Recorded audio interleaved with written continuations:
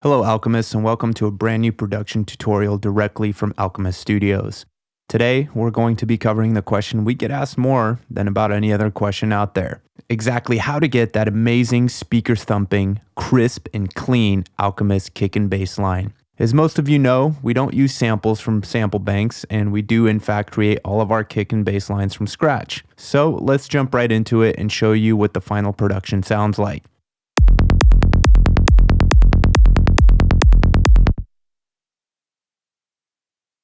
Great, now let's start with the sub-bass component of our project. As you can see, we use Serum for almost everything in our production, and our bass lines are no exception. The reason why we use Serum is because of its incredible flexibility when it comes to sound design and its simple ease of use. Now, jumping back into our sub-bass, you can see that we have two active oscillators.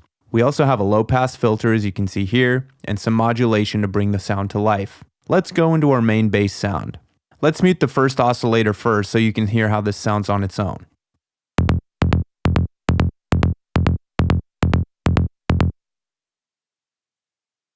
Now, with the main oscillator added back to the sound, the bass sounds like this.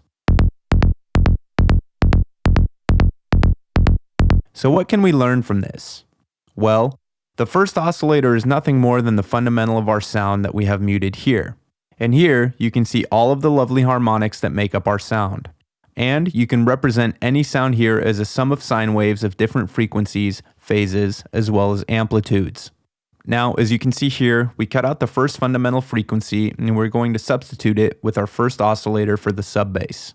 We're also not using a typical saw wave. We're using a wave shape that is more along the lines of a kick drum. Next, when it comes to modulation and to what we have going on here, this is the LFO that controls the volume of our second oscillator. So what are we using this LFO for exactly? We use it so that the notes don't bleed into each other. The LFO is set to envelope, so it only triggers like an envelope and is set to 16th notes. Again, this is to make sure that our notes don't overlap and keep our bass line clean.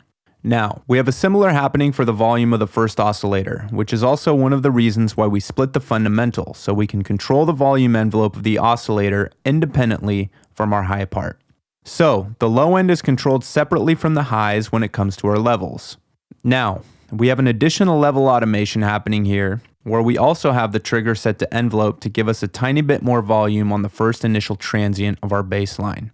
This is to give it a little bit more click and attack. When it comes to envelopes, we have a very standard amplitude envelope and two envelopes controlling the cutoff of the filter for control. We're using a 12 dB per octave low-pass filter with no resonance. You'll see this envelope only opens the filter to about right here. So not too much, and we have an additional envelope here that is very short, which opens the filter completely. We really want our attack to come through with as much click and attack as possible. Now when it comes to sound processing, we have a few basic elements happening. We have some EQing happening.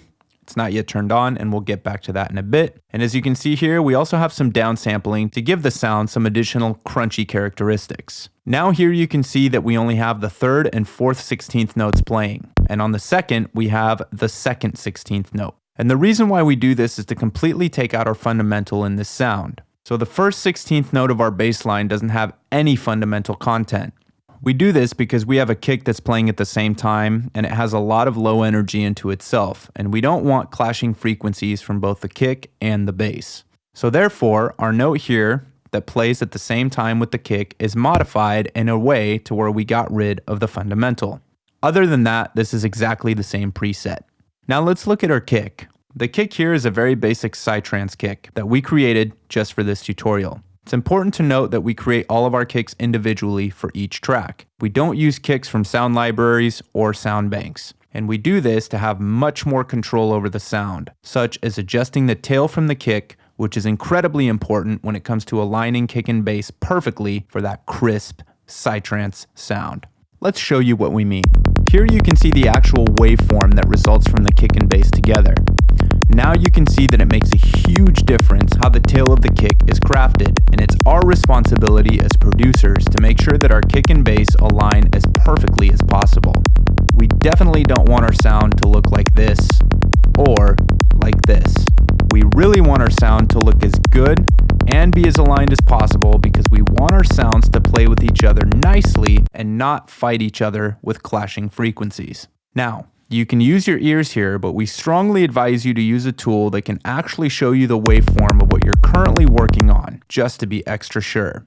Also, when it comes to your kick and bass, we strongly advise you to test it on a loud system. And if you don't have a loud system available to you, then we recommend really listening in your car or a friend's car that has some good bass. Next, let's move on to processing. Here, we have an instance of a limiter, and what this does is to take the sound we had before to this.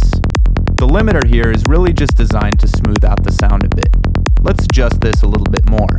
And now you can see why it's so important to have control over the tail of your kick, because now you can adjust it perfectly. And this becomes even more important once you start changing keys. Let's face it, not every one of your tracks are going to be an F sharp. So let's go down to C sharp. And you'll notice how everything sounds not very good. So what do? Well, we go back into our trusted Kick 2 plugin and start adjusting our kick to fit with the bass again. This is really just trial and error until we get something that looks somewhat acceptable. Okay, that should do it. Now, let's quickly take a look at something else that we've probably overlooked.